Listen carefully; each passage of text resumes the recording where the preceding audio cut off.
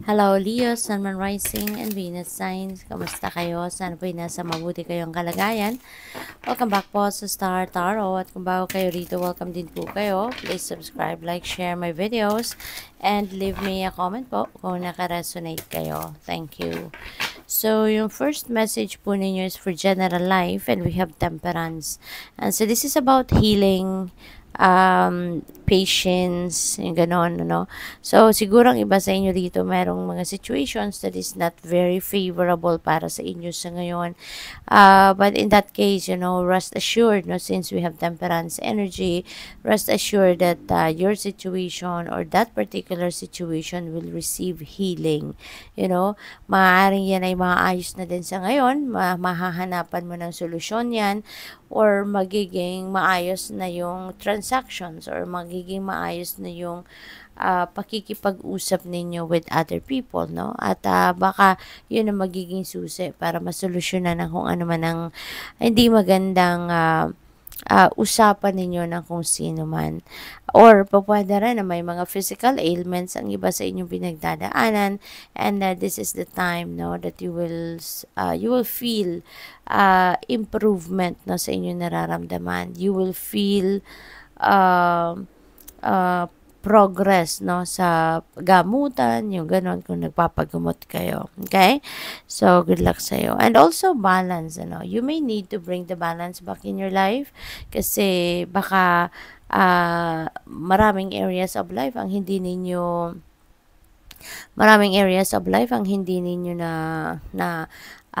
papansin, or hindi ninyo nabibigyan ng karampatang oras, panahon at atensyon. Okay? Kaya kailangan ninyo na bumawi sa mga ganoong sitwasyon, na mabigyan ninyo ng karampatang oras at atensyon. Okay? Para na maibalik ninyo yung balanse, magkakaroon kayo ng time para sa pag-aalaga ng inyong sarili, pag-aalaga ng inyong katawan, ng inyong health, at meron kayong panahon sa pamilya, sa trabaho, yung ganon. Okay? So, pagdating naman sa inyong money, career, and finances, we have King of Pentacles. Napakaganda na pumasok siya sa money, career, and finances kasi si King of Pentacles is very wealthy. Napaka, stable niya pagdating sa kanyang money, career, and finances. Si King of Pentacles, meron na itong kumbaga yayamanin na siya, no? Stable na siya sa kanyang kaperahang aspeto, stable na siya sa kanyang trabaho, sa pinagkukuhanan niya ng income, stable na siya. So, pwedeng ganun kayo, no? Maybe you are embodying the energy of King of Pentacles sa ngayon, and you are siguro wealthy na kayo, marami na kayong ipon, siguro marami na kayong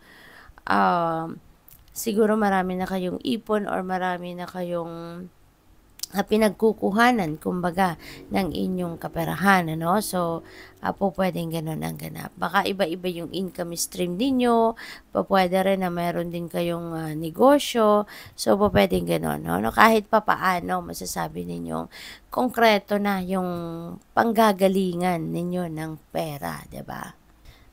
So, this is your time, no? Para maging kayo. This is your time para maging abundant and prosperous kayo. So, pwedeng meron dadating din ng mga financial blessings or financial opportunities, no, na pwedeng siyang maghahatid sa inyo ng kaperahan, no, or stability pagdating sa inyong finances. So, sa inyong relationships, we have Queen of Pentacles. Napakaganda, nandito si King and Queen. So, possible talaga na magkakaroon na kayo ng balance sa buhay ninyo. Maaaring matututunan nyo na ngayong i-balance, no, yung relationship ninyo, yung trabaho, yung career or negosyo kung meron man, or pagsa-self-care, no, or other areas of life, socialization, yung mga ganon. So, this is really beautiful. And with the Queen of Pentacles, no, falling into the relationship area, napakaganda kasi ibig sabihin nito na inaalagaan mo, no? Inaalagaan mo yung relationship ninyo ng inyong person. Maybe you are very nurturing, you're very loving, napaka siguro hands-on ka sa pag-aalaga din sa inyong person and the rest of the family members. So, siguro you are ano talaga, yung bang very nurturing ka, very caring, yung ganun. Kaya, maswerte, no, yung person mo sa'yo. Kasi masyado kang maalaga, no? At maaaring hindi lang yung relationship mismo, yung inaasikaso mo na mag-prosper, na maging mas maging stronger yung inyong relationship, mas maging loving kayo sa bawat isa, harmonious ang relasyon sa bawat isa, kundi yung bang siguro nakikita ko din dito yung parang ikaw din yung nag-aasikaso talaga sa pagkain, baka ikaw din yung nag-grocery, ikaw yung nagluluto, yung ganun ba, yung ganung klaseng pagmamahal, no? Parang meron kang tawag dito, yung manifestation mo of your love para sa person mo is through service. Yan ang napipick up ko rito, no? As in talagang hands-on ang pag-aalaga mo sa inyong person, no? So, kaya napakaswerte na lang ng person mo sa'yo. So, tingnan natin kung ano pa. Kuha tayo ng clarifiers dito. And, by the way, maraming salamat muna for subscribing, and if you haven't subscribed yet, subscribe na po kayo. Thank you. And there is also a join button po sa baba ng video kung interesado po kayo mag-member sa aking channel. So, yun lang po ang i-click ninyo. Thank you. So, we have Ace of Swords, and Ace is a new beginning energy, and we have the Temperance. So, siguro ngayon, baka kayo ay magsisimula, no, na magsisimula kayong mag-take action patungo doon sa pagbabalanse talaga ng buhay ninyo, no?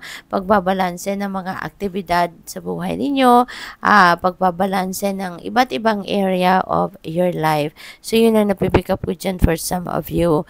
And, marami kasi siguro na bagong mga ideas, maraming mga bagong insights, inspiration na pwedeng dumating sa'yo, pwedeng maisipan mo, kaya siguro magbabago ngayon yung parang babaguhin mo ngayon yung sitwasyon mo, babaguhin mo ngayon yung way of life ninyo, no? And you are going to improve it, you are going to make it better, no? Kaya good luck sa'yo, Leo. So, tignan natin kung ano pa ang mga mensahe dito. So, for King of Pentacles, we have Ten of Swords.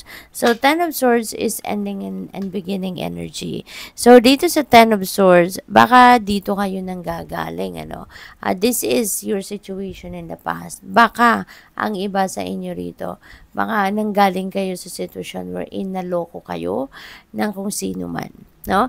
Pwedeng naloko kayo sa pera, naloko kayo ng katrabaho ninyo, baka naloko kayo ng person ninyo, baka naloko kayo ng kamag-anak ninyo or kaibigan or kung sino man. So, pero meron ditong nambudol siguro sa iyo in the past, no? Pwedeng merong umutang sa iyo, tinakbuhan ka, hindi ka na binayaran, or pwedeng merong nag-aya sa inyo dito na mag-invest kayo and you did, no? Nag-invest kayo pero nawala na lang siyang parang bula. So, pwedeng gano'n ang ganap dito. Or, pwede rin na baka meron kayo dito, kunyari, in-applyan na posisyon sa trabaho at baka sinulot ito sa inyo ng kung sino man sa katrabaho ninyo. So, pwedeng gano'n. No? Or any kind of pambubudol, panloloko, pagsisinungaling sa'yo that may involve money or may be related to business, related to your trabaho or your career, no? So, pwedeng ganon. But, ngayon handa na kayong bumangon from that. Handa na kayong umalis sa sitwasyon na yan at mag-focus na lang kayo dito sa inyong karera, sa inyong trabaho, sa inyong negosyo, no? So, kumbaga, kakalimutan mo na yon. You're ready to move on from that. So, siguro din ngayon, mapapatawad mo na din ang mga taong ito, no? So, for Queen of Pentacles, we have Six of Pentacles. Ayan. So, siguro nagtutulungan kayo, no, ng person mo. Kaya siguro maganda ang inyong relasyon, masaya, nagbibigayan, nagmamahalan, merong consideration sa bawat isa, yung ganun ba, no? Leo, so pwedeng pwedeng you're very, you're being taken care of, ng person ninyo, at tinutulungan ka din, no? Nagtutulungan kayo, hindi lang ikaw yung nag-aasikaso, hindi lang ikaw yung nagpapakita ng inyong pagmamahal, pag-aalaga sa person mo, but also your person is doing the same thing sa'yo. So, parang nagtutulungan kayo rito. So, this is really a beautiful relationship kasi may symbiotic relationship kayo, no? Yung gano'n. So, hindi lang yung ikaw yung nag-e-effort para sa person mo, kundi pati din yung person mo nagpapakita rin ng pag-aalaga sa'yo, no? So, good luck. So, tignan natin kung ano yung inyong final message. We have soul power. Sabi dito, always remember, you're a soul that comes with a body, not a body that comes with a soul. Your soul is your true essence, and you have an unlimited supply of soul power at your command whenever you need it. Ayan. So, siguro ngayon, talagang gigisingin mo na ngayon ang inyong soul power. You're going to do whatever it is that you want to do. At susundin mo ngayon kung ano yung binubulong, no, ng inyong soul. Kung ano yung makakapagpasaya sa soul mo, ano yung makakapagpangiti sa soul mo. That is what you're going to do. So, good luck po. Thank you for watching. Love and Light. Namaste.